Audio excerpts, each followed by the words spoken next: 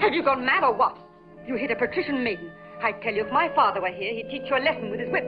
Well, do you think that that arrow would have had any respect for your nobility?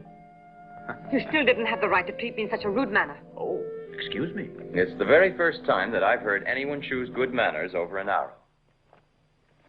Oh, you're wounded. No, it's nothing. Forgive me.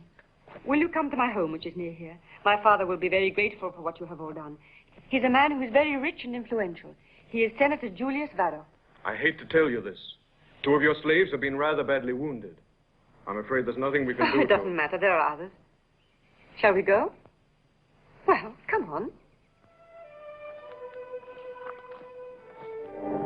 My poor little girl. It's a relief for me to have you here safe. It must have been horrible for you to have been a prisoner of those vicious, brutal thieves. I will severely punish the servants who were unable to defend you. But the bandits outnumbered them. Your men couldn't have done any better. You should consider yourselves very fortunate. In saving my daughter, you have all earned the thanks and gratitude of an important man like me. I am able to repay you in a manner which even surpasses your every desire. Thank you. But we don't need anything. We would have done the same for anyone else. Oh, no. You must still ask me for something that I'm interested in paying off my debt. I don't want to be grateful forever. I'll pay you for what you've all done. Think about it. In the meantime, do be my guests. Perhaps you men will care to bathe, and then we'll eat. Don't trouble yourself. We must be going now. Yes, we still have some time. Go and prepare a big meal. What should it be? Let's have some roast lamb, some stuffed pigeons, a wild boar, and lobster in sauce. Or we have rabbit, pheasants, and trout. Oh, yes, yes. But I still do not know as yet who you all are. We're by trade gladiators. Or better, we used to be. A month ago, we were involved in an argument with an impresario. As a result, we've been unable to find any work. Ah, marvelous. This will give me the opportunity to repay my debt to you all. By my command, all the arenas in the Republic will be open to you again. I would like to see to this wound on my arm. I'll have it taken care of by my slaves. Please come in.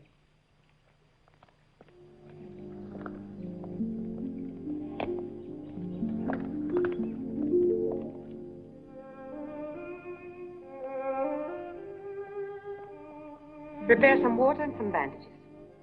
This way.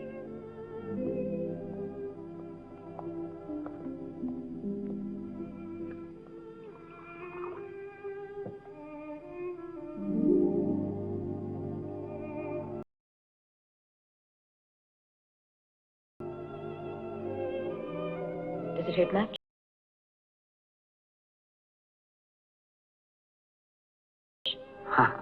We get wounded like this every day when we have to fight in the arena.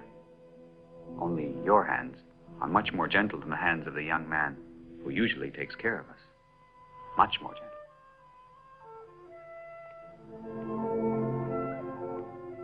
I'll do that. Prepare the medicine now.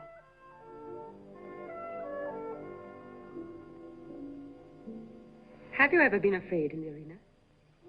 We all help each other when it gets very bad. It's as if each of us were fighting with a force of 10 men.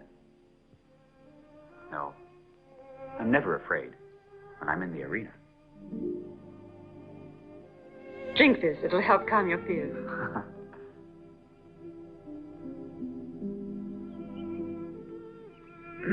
What an awful taste.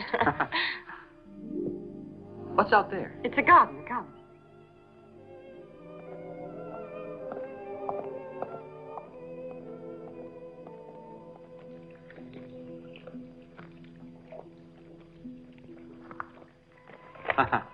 Wait a minute. I'll have someone bring you a cup. Why? There. But it's more inconvenient. No, not at all. It's so much simpler this way. If I'm hungry, watch. And if I'm tired? Isn't it much easier? How strange it is. But I don't recall ever having noticed that there was a fig tree back here.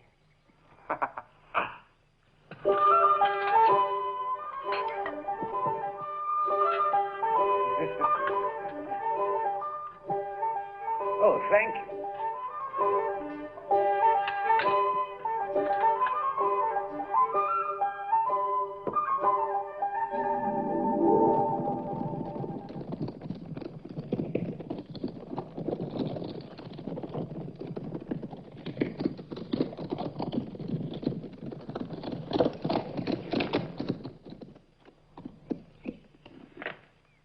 Hold on!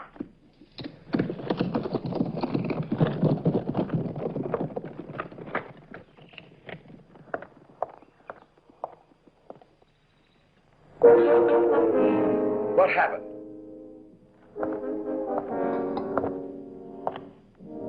Nothing. We couldn't find his camp. He must have taken all his men up into the mountains. Chimbro, you stupid fool. You're a complete idiot. This is the second time that you have failed me. You were in charge of watching over him, and it's up to you to bring him back here to me. If you fail me once again, you'll return to being a slave. Even worse. I'll have your tongue cut out. I'll tear out your eyes. And I will send you into the mines where you will be whipped. And I will have your wounds, all of them, rubbed with salt. Excuse me, my friends, but this big, brutal man has to be encouraged at times and reminded of his duties. You see, there is a bandit around these parts. He is called Spartacus.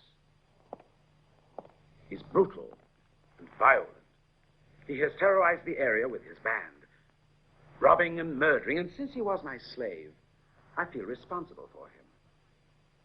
But it seems to me that not one of my men has been capable of eliminating this horrible menace. He has lookouts all over. When we got to his camp, all we found were a few ashes and some trampled grass. Spartacus and his men seem to have disappeared into the mountains. Perhaps in order to capture a wolf, one has to be a big tree, or even earth, or a wolf. What are you saying? He meant to say if you approached his camp the way you arrived here, he wouldn't need a lookout. He could hear you from 10 miles away. Keep out of this. Nobody's asked for your opinion. Doesn't matter. I wanted to tell you anyway. You would be wise to listen to him. He makes a lot of sense. Gentlemen, why couldn't you go out and capture Spartacus? You're gladiators, and you travel about a great deal. No one would ever suspect you. But you've just said it. We're all gladiators. We're not soldiers. But that didn't stop you from chasing away those bandits who had attacked my daughter. And how are 10 going to succeed when I failed with 50 men? In this situation, it isn't numbers that are important. It's intelligence. You cannot refuse to liberate this area and all of its people once and for all from the tyranny of this vicious bandit. If you're able to kill him, then all of his followers will be sure to disperse.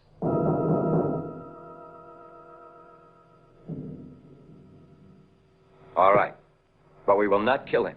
We will try to capture him and then bring him back here for trial.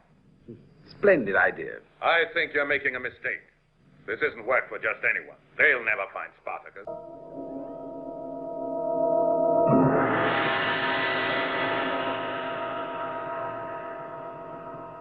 Spartacus has returned!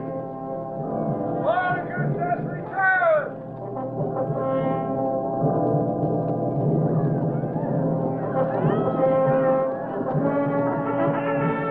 There are a lot of them. We'd better be careful. That must be